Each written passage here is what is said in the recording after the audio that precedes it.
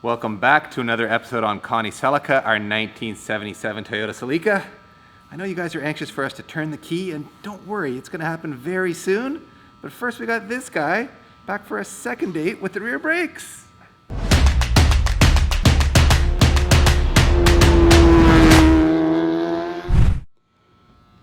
right, Mr. Moose, before you install this, you got a little show and tell for us? I do.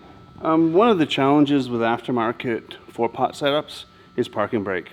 If you're lucky enough to have a car which has an integral drum brake style hub over rotor system, it's fairly straightforward. But if you don't, if you have a traditional pull style parking brake, it's difficult. What Wheelwood has got around it with their other neat feature, what they have is essentially two arms that squeeze the pads together. So when you pull the parking brake cable, it's kind of hard to show here, what it does is it pulls these two arms together, squeezes the pads up against the rotor. Yeah. So it's a mechanical way of actually pulling the pads together. The Wheelwood fast brakes setup consists of a flange mount to radial mount adapter. So this bolts up to the stock 86 rear brake mount. And we'll start by bolting this up to the bracket itself. The manual does specify that we need to use a medium thread locker. So I'm going to put a bit of... Medium thread locker? That doesn't sound very Moose spec to me. I would have thought a Moose thread locker would be maximum.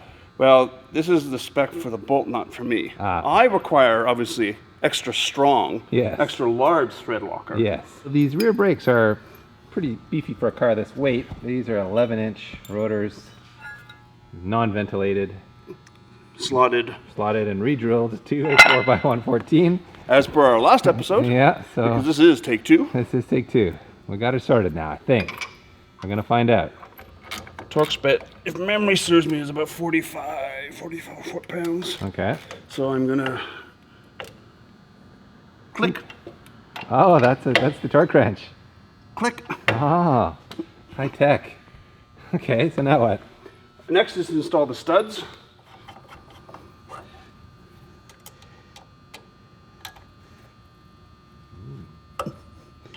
Such technique. You know, with thread lock, and when you go into an aluminum alloy, you really don't want to put a lot of torque on them. Crazy on it, yeah. Yep. So this now allows us to quite simply radial mount adapt, but I have to put the rotor on first. The kit comes with a hub-centric ring. Yep. What this does is this adapts the OD of this to the ID of this, so we get perfect hub-centric. Yep. So we don't get any rotor wobble.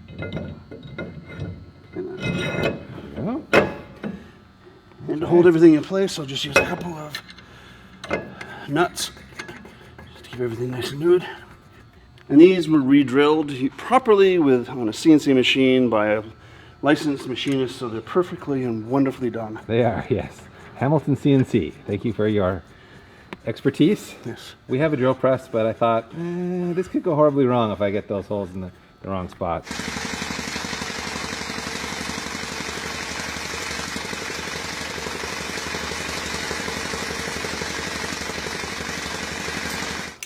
So same deal, I'm going to put a bit of thread lock on these mounting studs.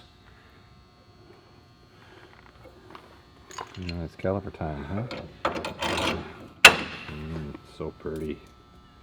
So pretty.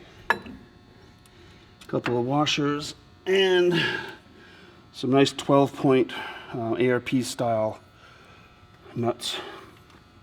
And it's time to slam the pads in there, I guess, huh? Yeah, and this is the lovely thing about 4-pot calipers like this, the top loading. Changing pads is simply as easy as that. 2 pad retainers. Done.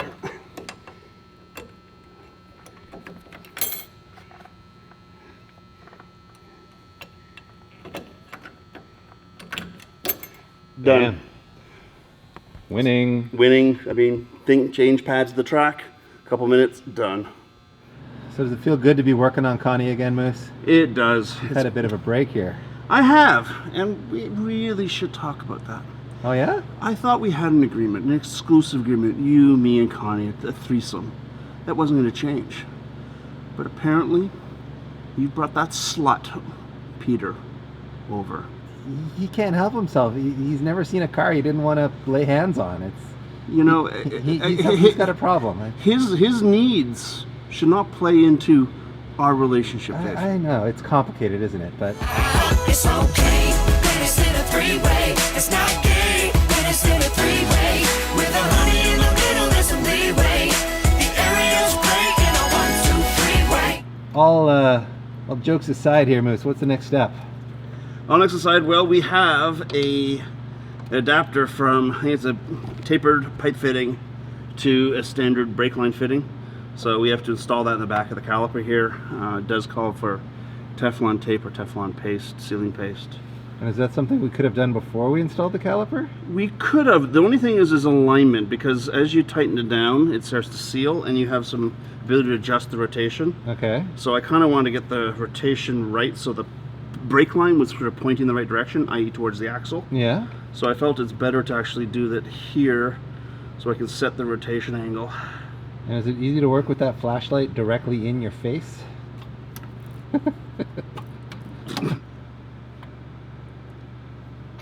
There we go. So this will then thread in. It's kind of pointing along the top of the axle where it's going to go.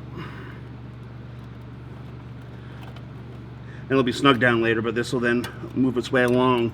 There's a brake hard line with a T connector, which runs on the top of the axle here, which has to be fabbed up. That'll be Ken Wagon job. That'll be a Stay Ken tuned, Wagon people. thing. Ken Wagon coming soon. Yes. That's another set of hands on Connie Moose. You're going to be really Yes. grumpy then. We may have a slight length issue here, Moose. We might. What have you learned? Well, we know that the 86 chassis is a bit shorter, and where it seems to be shorter is the rear end in particular. Yeah. So this is the cable arrangement and handbrake positioning are different. Like all that stuff is a bit different. Yeah. So what's nice is that the first attachment point to the chassis pretty much lines up from the original drum to the brake.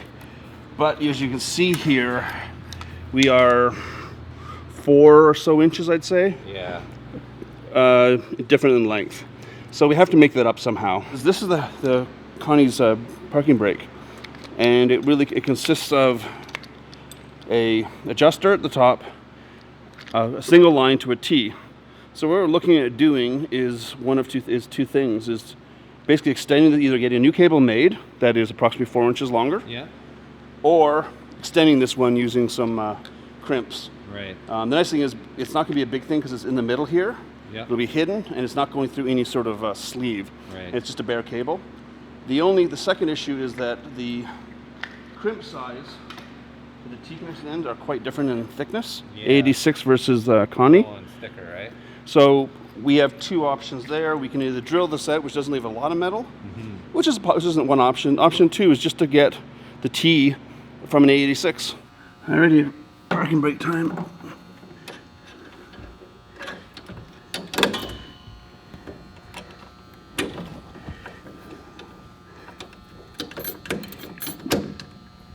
And then there's a retaining clip which holds the parking brake.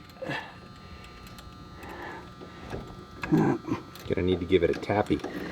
Yeah, tappy tappy. Little tappy. Tappy tap.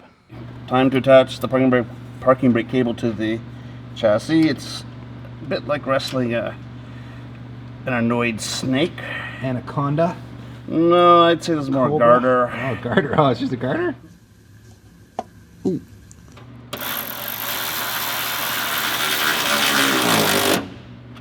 There we go. We got a nice bit of slack here for allow for axle movement. Yeah. And the last position is up in here. We have a little pinch bracket. All right, well, we can't see that very well. So let's just move on to front sway bar. Here we've got our white line 24 millimeter adjustable sway bar that we're gonna fit up on the underside of Connie. As you can see, we've had to remove these big brackets that hold the sway bar to the chassis because threading the sway bar through it with it on the car was proving to be impossible. So we've just pulled them off. And it also lets us do this little illustration, which is fun. This is the stock Celica front sway bar, which is 19 millimeters. And obviously we can add more roll stiffness to this 24 mil bar by moving the end lengths inward, basically shortening it and stiffening it up. So that's how we'll tune some of the front roll stiffness on the car. But if you look closely at the way the ends of the sway bars attach to the end links, the stock one has this attachment point in this plane, and the white line one rotates it in this plane, which creates some issues with end links. So this is the white line end link here, which would bolt on this way, but it's not compatible with our Technotoy tuning lower control arm. This doesn't fit. So we've got to use the Technotoy end link, which fits the lower control arm, but it's designed to use a stock style sway bar, so it won't fit onto this white line bar. So what we've done to fix that problem is we've ordered this rod end on Amazon, actually this rod end on Amazon, and converted it into a full spherical end link, which will bolt onto the sway bar and the Technotoy lower control arm. So we'll be able to fit this up, which Moose is going to show you right now.